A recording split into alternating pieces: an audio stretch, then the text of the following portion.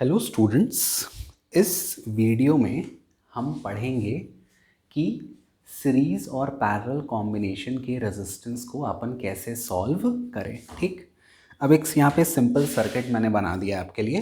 देखो ये, I have to calculate the net resistance across A B.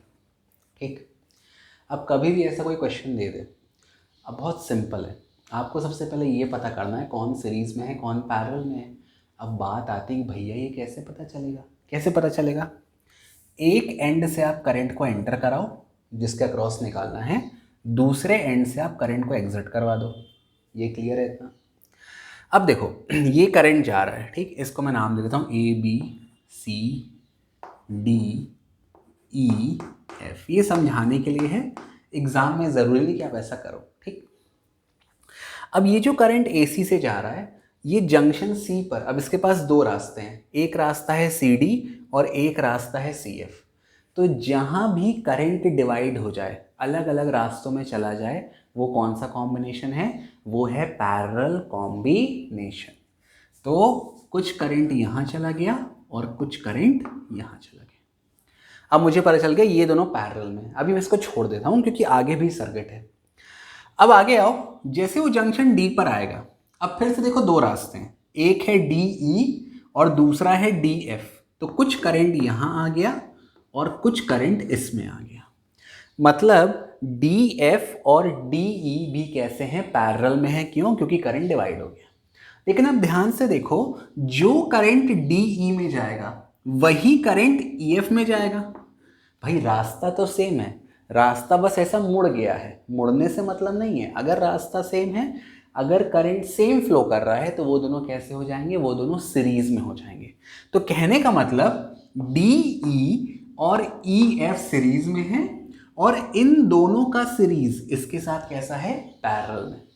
तो आपन बनाएंगे इक्विवेलेंट डायग्राम। ये पहला डायग्राम है। ठीक, अब दूसरा डायग्राम। अब मैं क्या करूंगा?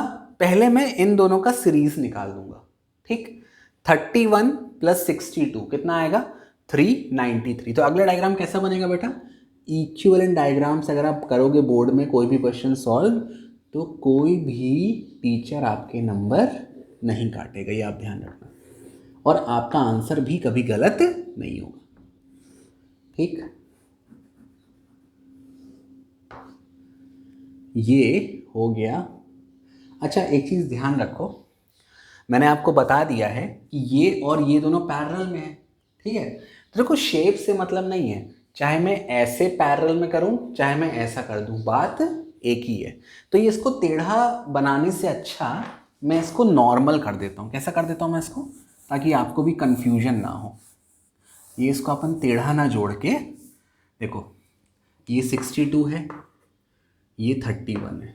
ठीक, ये सी एफ और ये जो आर्म है सी डी, ये पैरेलल में है और सी डी से कौन जुड़ा है? D F. तो कहने का मतलब सी एफ और डी एफ भी एक दूसरे के साथ पैरेलल में है ना? करंट बढ़ जा रहा है ना, कुछ करंट यहाँ जा रहा है, कुछ करंट यहाँ जा रहा है, फिर यही करंट इससे आ रहा है। तो कहने का मतलब ये जो डी एफ है ये इसके साथ पैरेलल में है। ये मैंने डी एफ बना दिया। डी एफ की वैल्यू भी कितनी है? 62। तो ये C है, ये F है ना? अब ये D आ गए यहाँ पे, इसको भी अपन DF मान लेते हैं क्योंकि इसी को मैंने यहाँ पे टच ना करवा के इसको मैंने अलग कर दिया आपके ईज के लिए। उसके बाद इन दोनों का मैंने सीरीज निकाला। 31 प्लस 62 कितना आ गया बेटा? 93। अब यहाँ भी करंट डिवाइड हो गया तो ये दोनों भी कैसे हैं? पूरा पैरेलल में। तो एक और मैंने पैरेलल में लगा दिया,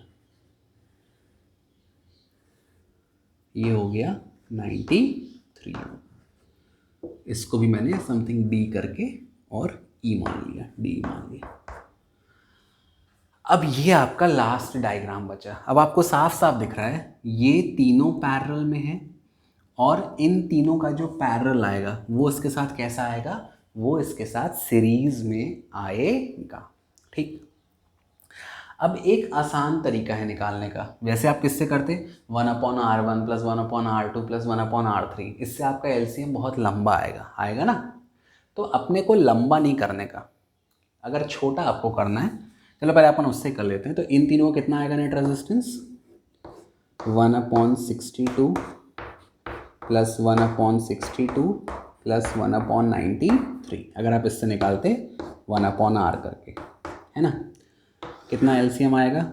62 और 93 का एलसीएम सब 31 के मल्टीपल हैं। 31 2 ज़ा, 31 3 ज़ा, तो 31 इंटू 2 इंटू 3।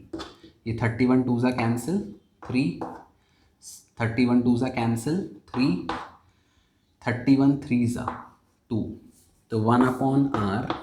क्या ईजी हो गया, वैसे करने की ज़रूरत नहीं है। ये आएगा 3 + 3 6, 6 + 2 8 डिवाइडेड बाय 31 इंटू 2 इंटू 3। तो R की वैल्यू कितनी आ जाएगी? 31 इंटू 2 इंटू 3 डिवाइड बाय 8। 2 1 ज़ा, 2 4 ज़ा, तो ये जो रेजिस्टेंस आ रहा है R कितना आ जाएगा? इतना, ठीक है। अब इसको अपन ऐड नहीं किए।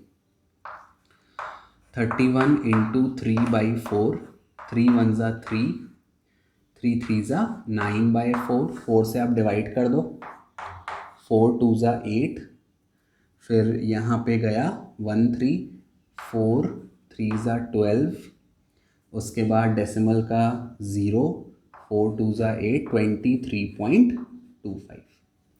तो अगला डायग्राम कैसा बनेगा? अगला डायग्राम ये बनेगा।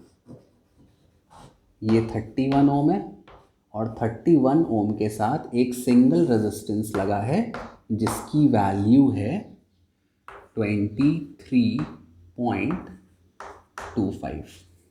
अब ये करंट गया, ये करंट गया और ये करंट गया। अब ये दोनों कैसे हो गए? सीरीज में। एक ही रास्ता चेंज नहीं हो रहा, सिंपली ऐड कर दो। 31 प्लस 23.25। आज डूब जाऊं तेरी मोशन में, स्लो मोशन में। 54.25 आपका आंसर आ गया। इस प्रकार से आप कर सकते हो, ठीक। अपन और भी क्वेश्चन डिस्कस करेंगे इसके ऊपर। Thank you for watching, bye bye, take care, bye.